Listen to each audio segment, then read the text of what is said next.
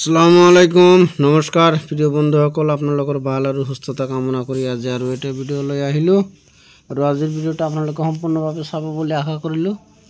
আজিৰ ভিডিঅ'টো হ'ল বৰ্তমানত যেহেতু গাহৰ অভাৱ, ঘাঁহ পথাৰত নাই, ছাগলীৰ গোটেইখিনি পেট মানে হাতৰ ওপৰতে ভৰাব লাগে, নহ'লে পাত কাটি আনিব লাগে, নহ'লে কিবা কিবি দিব লাগে, দানা চানা দিব লাগে, কিন্তু পথাৰত ঘাঁহ নাই।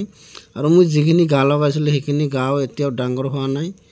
তো আজি মাৰ্কেটৰ পৰা আমি ছাগলীক খুৱাবলৈ ওলকবি আৰু বেঙেনা কিনি লৈ আহিলোঁ। তো যেহেতু এতিয়া কেঁচা চব্জিৰ দামটো একেবাৰে কম আমাৰ ইয়াত, তথাপি বেঙেনাটো 10 টকা কিলো আৰু ওলকবিটো 15 টকা কিলোত আনিলোঁ। তো প্ৰথমত এইবিলাক ছাগলীক দিবলৈ লৈছোঁ, খায়নে নাখায় সেইখিনি চোৱা যাব, আৰু যদি খায় তেনেহ'লে অলপ ৰেহাই হ'ব, যেহেতু এতিয়া কাঁচা চব্জিৰ দামটো কম। তো আপোনালোকেও চাব। তো ছাগলীবিলাক এৰাল দিয়া হ'লে ৰাতিপুৱা, এতিয়া কিন্তু ৰাতিপুৱা ঘৰালৰ পৰা ছাগল জাষ্ট এৰাল দিলোঁ। তো ছাগলীবিলাকে খাই আছে, আপোনালোকেও চাই আছে, ধুনীয়াকৈ খাই আছে। তো এনেকৈ খালে আমি বজাৰৰ পৰা কেঁচা চব্জি কিনি আনি খুৱাব পাৰিম। তো যি কি নহওক আজিৰ ভিডিঅ' এইখিনিয়েই।